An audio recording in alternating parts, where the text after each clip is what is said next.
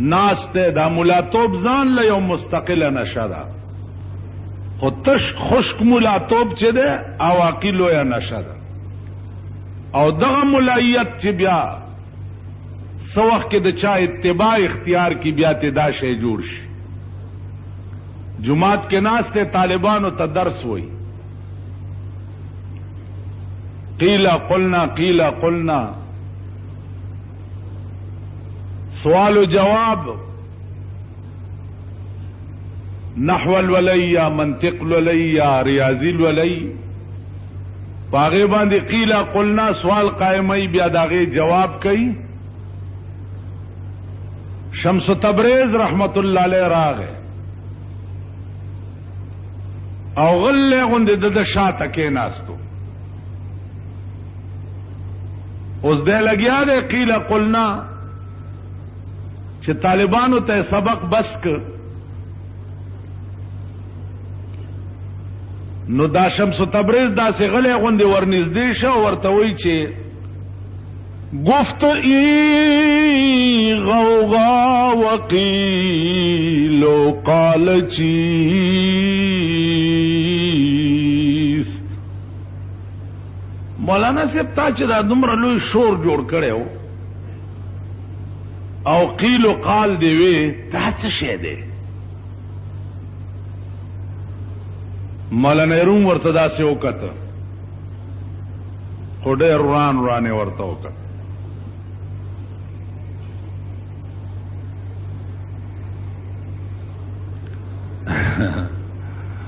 دی جماعت کې اوزلې ناستو ما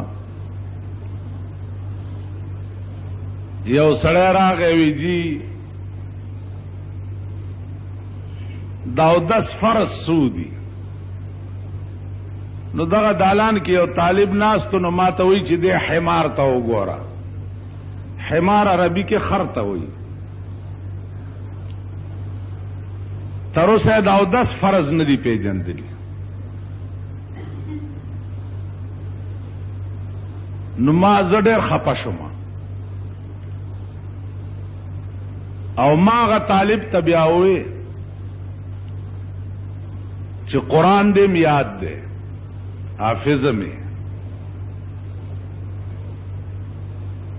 رسول الله صلی الله علیه وسلم ته عبدالله ابن ام مکتوم راغی، دا پستر ګړوندو مسلې تپوس یو. حضور علیہ السلام دا وخت کې چا سره لګیا او س باس باندې، نو هغه ته لغوندې زورنه وکړه چې عبد الله ابن مکتومه ته صبر وکړه، دا څه وفد راغله دي دی سره خبرې کوم که چرته مسلمانان شي. نو قرآن راغی چې عبس وتولى ان جاءه الاعمى، داړون چې در تراغه نو تندې دې ورته ترش کو، مخته ته واړولو پیغمبر ته. خو آسمانی دومره خبره هم د غرونو نه زیاته، دیړون ته د تندې تریو کو، مخته ته واړو. نو مال دړون او د خوار او د غریب انتباه به پیغمبر تم کېدا چې خبردار چې خوار او غریب راغه او مسئله تپوسه وکړو، نو تندې مترو شوا او مته مخاړه. اوس راغه بيد او 10 فرض خو قرآن کې خدای ویلي دي کنه. نو د قرآن د مسئله تپوسه وکړو ته چې دې حمار ته وګوره. نو اسوه مونږ خلقو کې هم نشه ډېره زیاته ده، دا نشه به مونږ نوځي پڅه، دا برانوزی پڅه، دا بوزی پدې چې زمونږ ژوند کې د بندګۍ ماده پیدا شي، کوم چې د انسانیت لوی تعریف دی. د بندګۍ ماده دې چې په ژوند کې پیدا شوه، نو بیا به در نه دا شی جوړیږي. ته ګوره اوس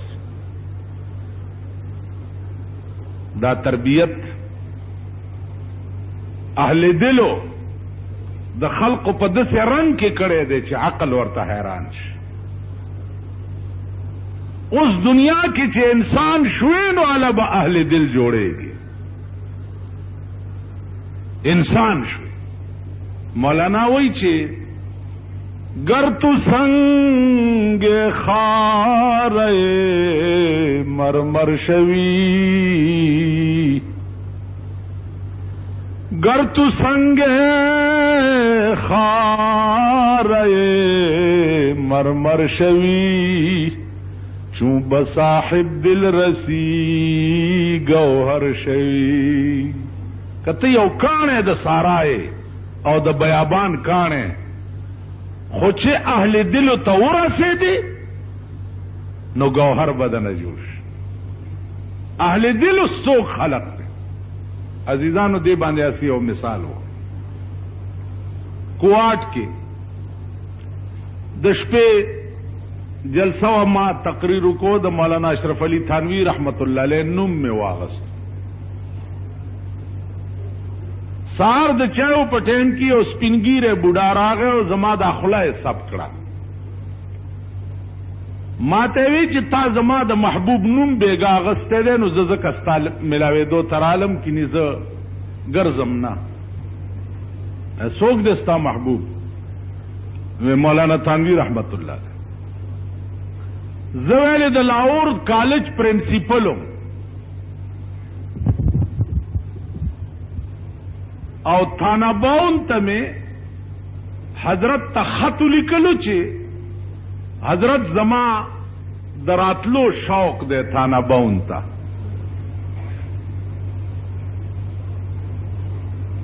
نو حضرت راته جواب لکھی چې آ جاؤ، لیکن یہاں جتنے دن رہو گے بات نہیں کرو گے. وہی زما عادت داو چې ما به خبرې ډېرې کولې،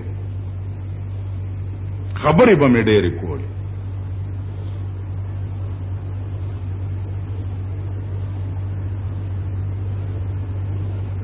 عزیزانو خبرې ډېرې ګوره دا یاد لرئ.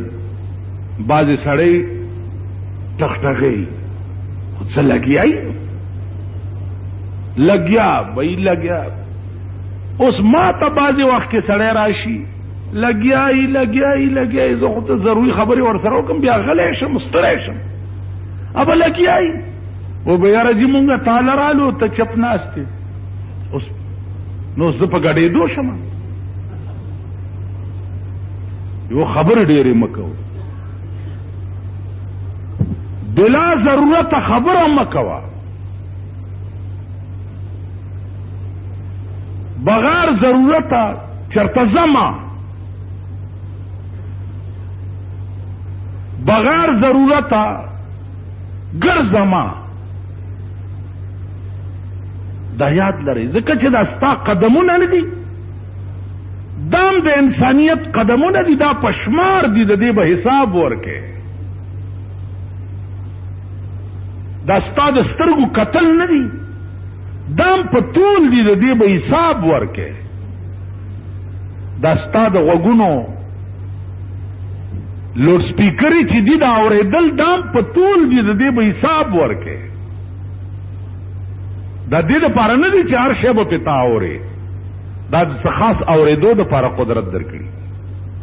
دا سترګې څه خاص لیدو دپاره قدرت درکړي دي، دا ژبه څه خاص ویلو دپاره. او دی زباں حق نے ثنائے مصطفیٰ کے واسطے اور دل دیا حب حبیب کبریا کے واسطے. دی زباں حق نے ثنائے مصطفیٰ کے واسطے اور دل دیا حب حبیب کبریا کے واسطے. جبا د خدای او داغه د رسول صفت لپاره قدرت درکړي، ته به د نور چا صفتونه نه کوي. نو عزیزانو عرض داو چې هغه سړی ماتوي چې زما خبره ادب داو چې خبرې به مې ډېرې کول. حضرت لیکل چې آ جاؤ لیکن بات نہیں کرو گے، چھپ بیٹھے رہو گے. لاڑم یو میاشتی چھٹی میں واپس چلاڑم. حضرت ویلے آ گئے بھائی؟ میں آ گیا جی. میں وہاں بیٹھ جاؤں. خانقاہ کے با روزانہ ناس تم خو چپ وچ یو شل ورځې تیرې شوې حضرت سره جخت ځای خالی و نو ذرا پاسېدم ما وی چې حضرت اگر اجازت ہو تو میں یہاں بیٹھ جاؤں یعنی تا سره لگ نزدې کېنه حضرت تھانوی رحمت اللہ علیہ اور تدا سے وقت میں نے جو تمہیں کہا تھا کہ بات نہیں کرو گے تم نے بات کیوں کی نکل جاؤ نکل جاؤ صاحبت وہ منڈا میکڑا کہ پیزار تا رسیدم وہ دویم آواز را پسې وشو چې جلدی کرو وہ ڈیرے ترالما بستر لگیا ام تڑم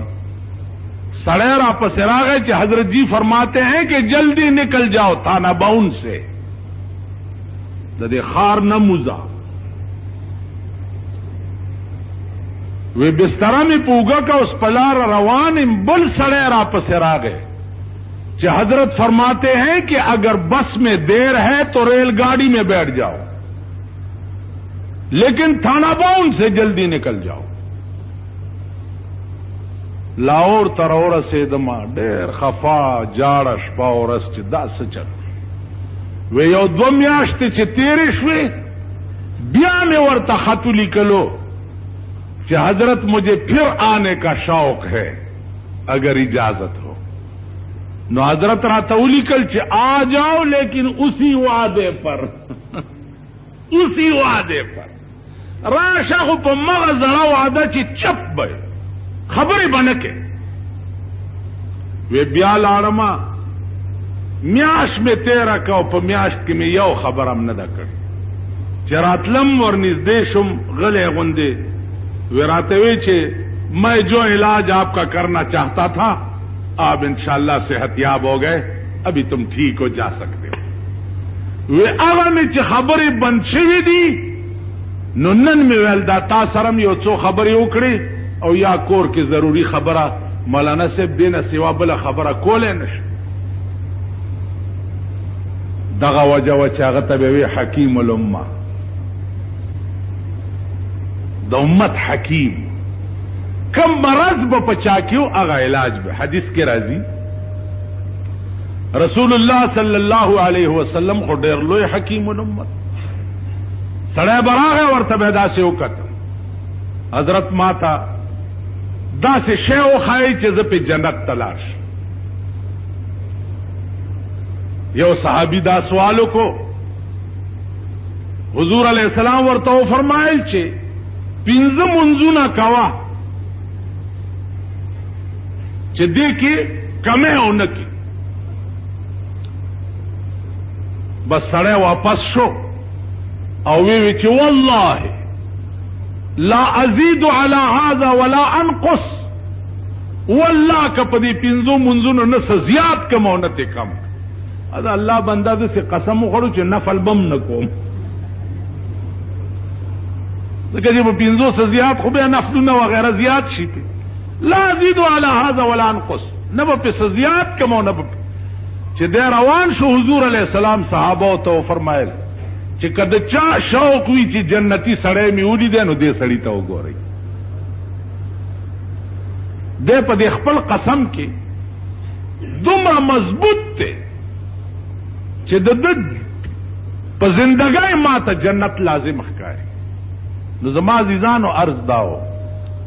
چې انسان اله سړی انسان شي چې ځان خاوري او علو عجب او غرور آتی اوسی د تبلیغ والا او تاسو وګورئ لږ زدانه هم چې دا اولیاء دي یا بزرگان دي یا څه او اسې د دې دي خبرو تا وضع قطع عجز انکساری دې ته ګورئ دې نه لږ سبق لري په دې ډله کې لوی صفت دا ده چې سړی پکې راشي نو که بادشاہ پکې راشي په ځمکه ناستي ګدا ته جوړ شي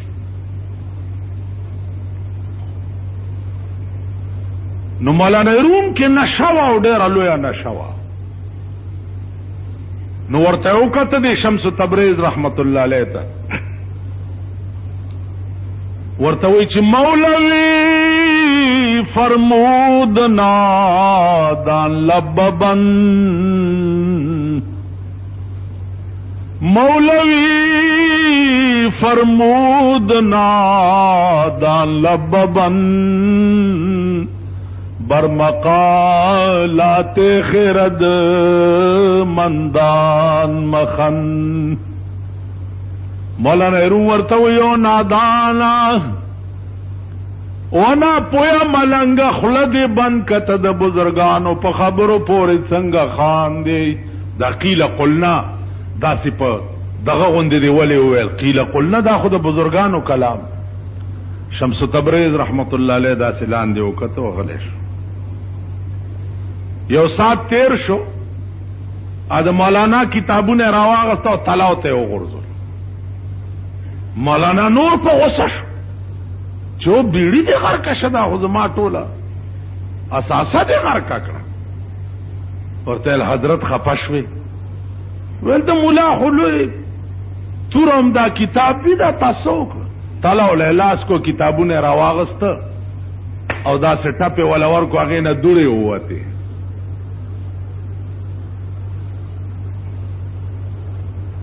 چې دوړي ته وته نو مولانا تعجب کې شو چې کتاب اچولې دی او بو کې اوته تی دوړي دا سړی کې خو څه چل دی نو ورته متوجه شو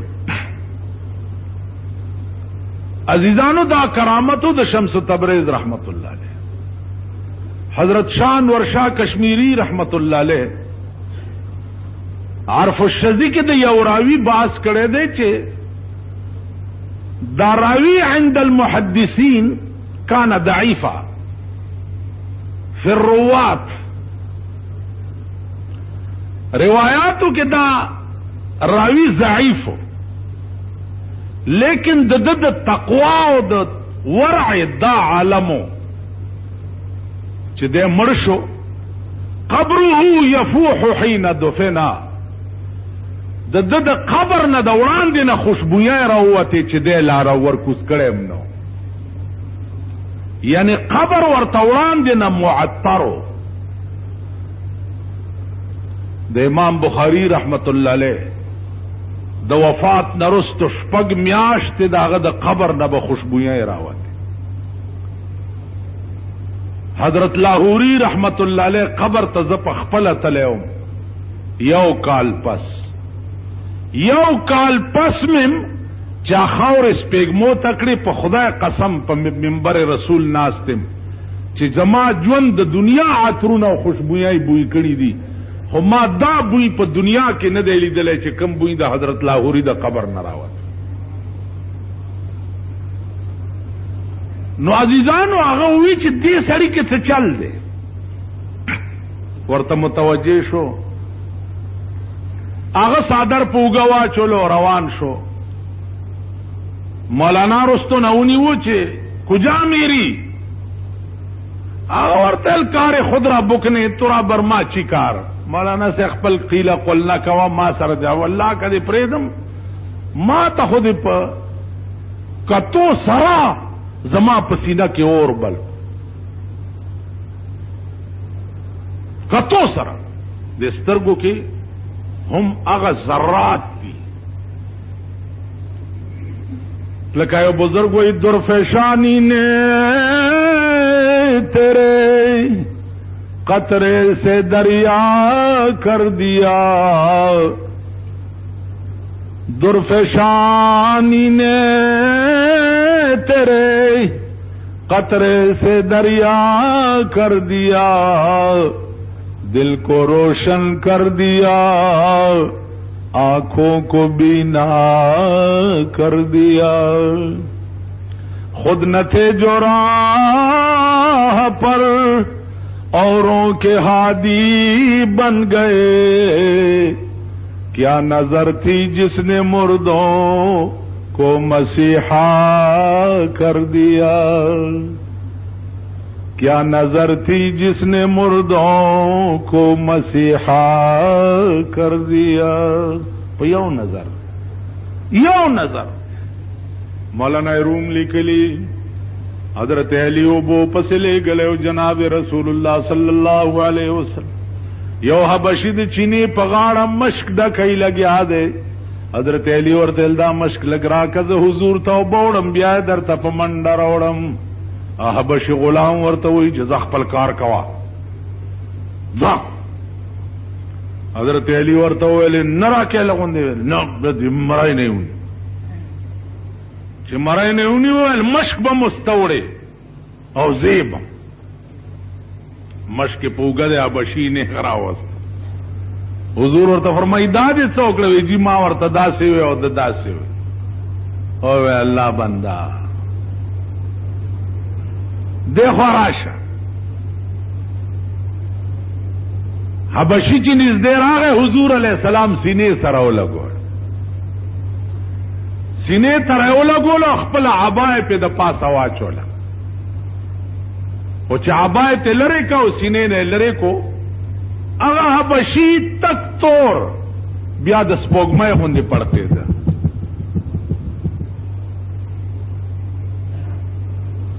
نو عرض میں داؤ چھے پا دے سترگو کی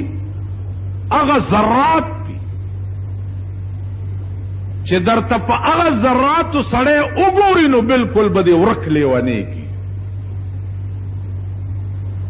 اس نا اغا سترگشتا او نا اغا ذرات شتا او نا اغا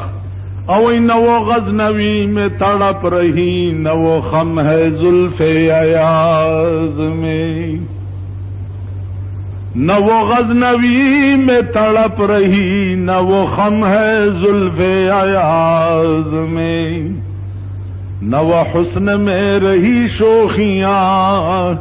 نہ وہ عشق میں رہی گرمیاں. سترگے اس کر خپانه شي مونږ د خپل سترګو ته وګورو زمونږ د سترګې یا زمونږ هغه سترګې چرته دي یا هغه مخاطبین چرته دي چې په کوم سترګو هغې ته کتل پکار. مونږ خو زناور یو ایمانی درته یم زه چې د خلقو ته ګورم ما ته د رحمان بابا دا شعر را یادېږي چې که ظاهر مې د سړو دي زه یې څه کړم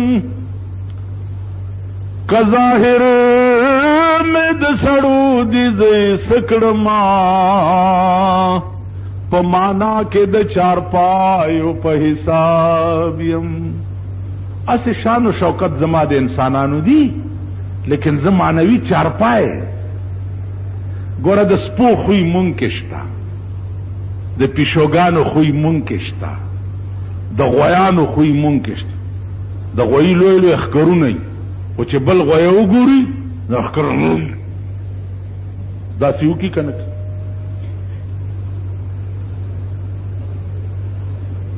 سپی یو سپی به اس چا ورته څه ویلي خو چې بل سپی وګوري لارې تا به لیدلی هم نه وي په ده د بل سپي بوڼو لګي خو چې ویې ګوري ته باید څه چلو شو چې دې سپي ته چا خوا دې خو وګوره د بل سپی کتلی وایي په ایمان دا صفت د سپو مونږ کې نه دی.